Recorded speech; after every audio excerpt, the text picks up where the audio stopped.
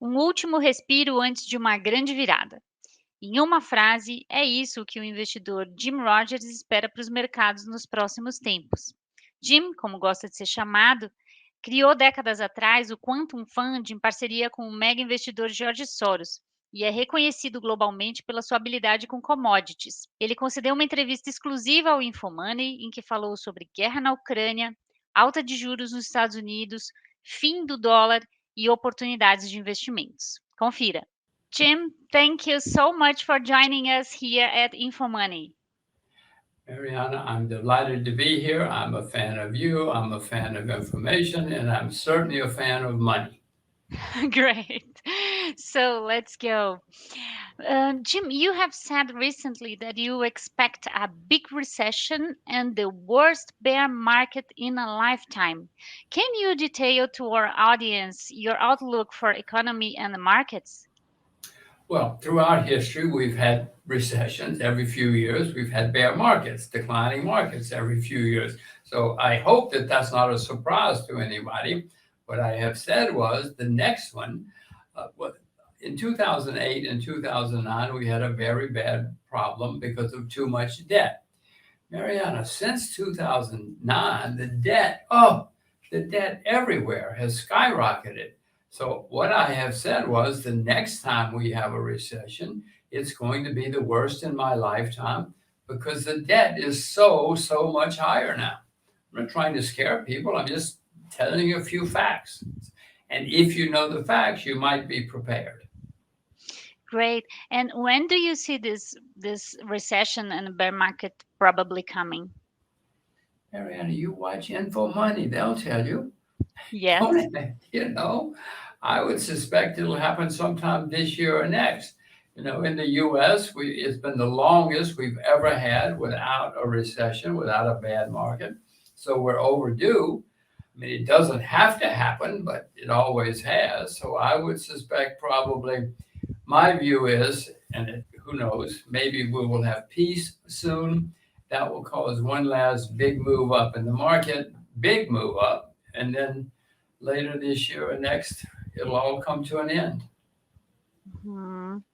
And do you see this as a global movement that is showing up, or do you think that some specific countries or markets will be hit harder? Well, Mariana, first of all, if the U.S. and the largest economies have problems, everybody has problems. Some will have less problems. Countries that have not so much debt will not be hurt as badly. Countries which have a lot of commodities, like Brazil, will not be hurt so badly. But everybody's going to feel it. I mean, even North Korea will be affected when it comes because, when the big players, the big people have big problems, everybody has problems. You mentioned that when we get to peace, you were referring to Ukraine war, of course. Then we will probably see a huge hike in markets and so on. And after that, that bear market that you expect. Can you explain a little bit more about this outlook you have? Well, at the moment, the war, whatever you want to call it, is worrying a lot of people, including me. And when people are worried about war, they usually are not so optimistic about making investments or even spending money. So that's causing some markets to cool off. But once the war ends, and I presume it will end eventually, and maybe even fairly soon, uh, the markets are telling me I see oil prices going down, gold is going down, so I see stock markets going up. The markets seem to think that the war will come to an end fairly soon, and if that happens, there'll be a relief, and they'll buy stocks again and bonds, and there'll be a big move up because everybody's so happy. But that would probably be the last move. And when I Great. say probably be the last, I said before, it's been a long time since we had a bear market. There's a lot of money been printed, huge amounts of money being borrowed and spent. So there's plenty of money around to drive things up one more time. And if people get happy and excited, they'll buy. Mhm. Great. Yes, you mentioned that now U.S. markets, for example, and here in Brazil too, are going up. It's very interesting because since the war started in February, um, the S&P 500 had a big fall, but at this moment, it has already recovered those losses.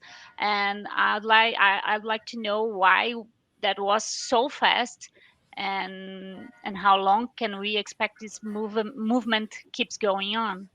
Well, in my view, it's so fast because the market sees, and the market usually knows more than most of us. The market sees that this war is not going to turn into World War III. We're not going to drop atomic bombs. And it seems to me that the Russians certainly want peace. The Ukrainians certainly want peace. So hopefully we will have peace soon. The market seems to think so. Now, the market makes mistakes. As you know, Mariana, the market makes mistakes. But the market seems to be saying to me that peace is going to come. And when it does, people will sigh relief and buy things. Okay, great. Another subject now. At this moment, market agents expect that the Federal Reserve make up to 6 or 7 interest hikes in the United States, which is something that affects all the world. Many other central banks started to increase interests too. Here in Brazil, interests are already above 2 digits. What is your call for American interests right now? Well, I hope the central bank will raise interest rates a lot this year, the next couple of years, because there is inflation. They printed huge amounts of money. They borrowed huge amounts of money. But what I want is not what they want. They don't care about me. They care about their jobs. And they think that the way to keep their jobs is to keep the economy strong for a while. While I would hope they would raise interest rates many times, I doubt if they will.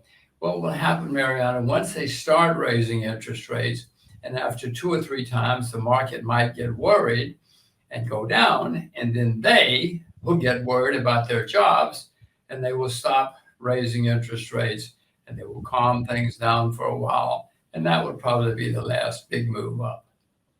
These Mhm. are not very smart people, Mariana. That's why they work for the government. So your outlook is not of 6 or 7 hikes.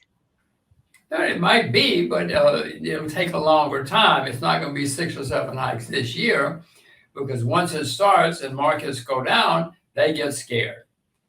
Yes, we will certainly have 6 or 7 hikes over the next 2 or 3 years. We need them. Inflation is the worst it's been in decades in many, many countries. So we need them. They will just not do it as fast. You said 7 this year. I don't think so. Okay. And do you think Fed's movements are a major risk for global economy, or the Ukraine war is? Well, of course, it's a major risk because interest rates have to go higher. Uh, they have bought huge numbers of bonds like nothing in the history of the world. Inflation is terrible. So, of course, what they do is going to affect us, but there are other things that could be a risk too. I mean, we could have more war. I don't think so, but who knows? If war gets really, really bad, that will destroy the markets for a while.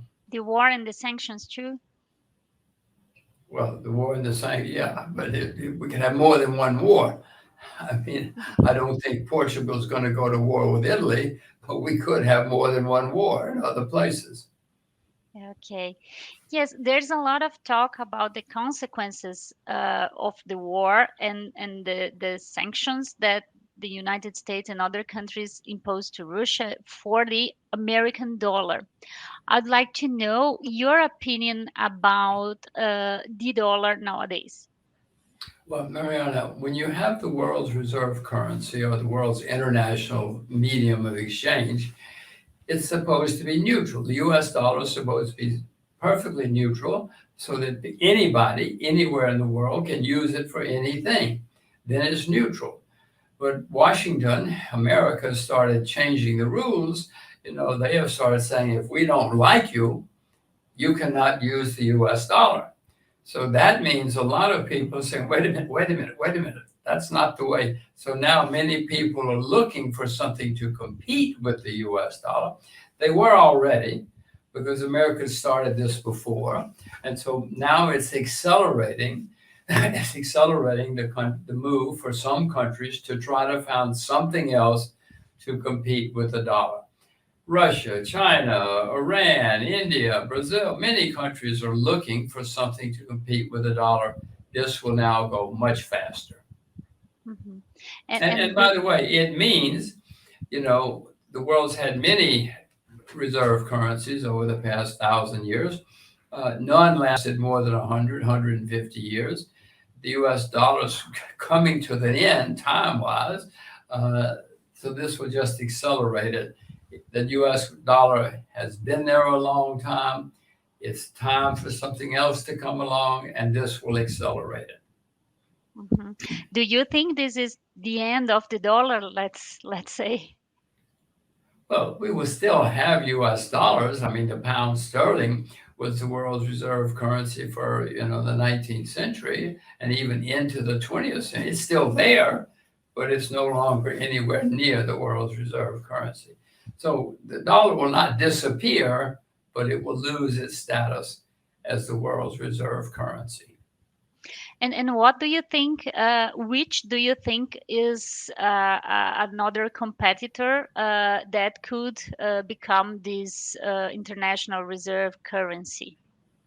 I'm going to tell you again, you should watch InfoMoney. I'm looking every day to try to find it. Millions of people are looking every day to try to find what it will be. I don't know. The Chinese renminbi, maybe, but it's crazy because the Chinese renminbi is not even convertible now. You can't buy and sell it. The euro I can buy and sell, but the Chinese currency I cannot buy and sell. So it's impossible now. I don't know. I am looking. Everybody is looking. Great.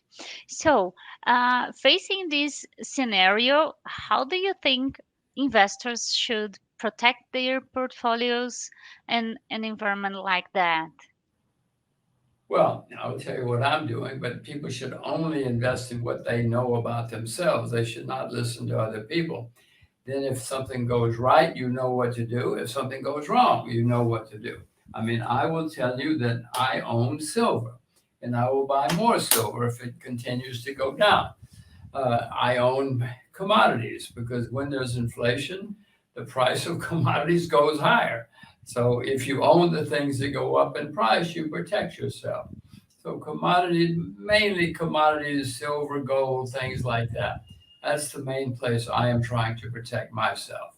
Can you explain a bit more about silver that you mentioned that's going down and now you're buying? What do you see for this metal for the next months and years and so on? I have no idea for the next month. I am the worst market timer in the world. If I told you something, you should do the opposite because I'm sure I would get it wrong. But silver is down 50% from its all-time high. That's not a bubble when there's something that's down 50%. The old high on silver was 50 US dollars per ounce. In my view, it will go back there again eventually. And so I hope I'm smart enough. And by the way, I will buy gold also, but gold is near its all-time high. Silver is much cheaper compared to gold now. I'll buy more of both, but I'll buy more of silver than gold because silver is down more. Great. And you also said you were buying commodities. You are recognized by your expertise trading commodities, and it's kind of a consensus in the market that commodities will keep going up this year and so on. I'd like to know if you think so too, this commodity scenario, and what commodities do you think are real opportunities right now? Well, throughout history, when they print a lot of money, borrow and spend a lot of money, it has meant we've had inflation, and that means commodities go higher. That's the way it's always worked. I think it's going to work that way again. And people always, when they lose confidence in money or in governments, they buy gold and silver. I'm an old peasant. Us old peasants, when things go wrong, we like to have some silver under the bed. We want to have some gold in the closet. So I will buy more gold and silver like all the other peasants. But especially agriculture. Agriculture has been horrible for a long time. More people in America study public relations than study agriculture. The average age of farmers in America is 58. Agriculture has been a terrible place to be. That is changing, in my view. Since agriculture has been bad, I said sugar is down 60% from its all-time high. Sugar's not been in a big bull market. So when you have low prices, people usually do not produce a lot of those goods, and other people consume more. So demand goes up. And the average age of farmers in Japan is 68. The highest rate of suicide in the UK is agriculture. Millions of Indian farmers commit suicide. It's been a terrible, terrible place to be in the world economy for many decades. Either we're not going to have clothes anymore, we're not going to eat anymore, or something's going to change and agriculture is going to become more prosperous. We've had many cycles throughout world history when agriculture has been great. We've had also long periods when it's been bad. You know that in Brazil better than most people. In my view, the supply and demand are getting out of balance again. Demand is going up, supply is down, inventories are down. So it's time to become a farmer. Do you know how to drive a tractor? No. You should learn. You should learn. You can change the name of the program to info or money or agricultural money. Agricultural money. Great. But are you investing nowadays in agriculture commodities? Uh-huh. And if so, which ones?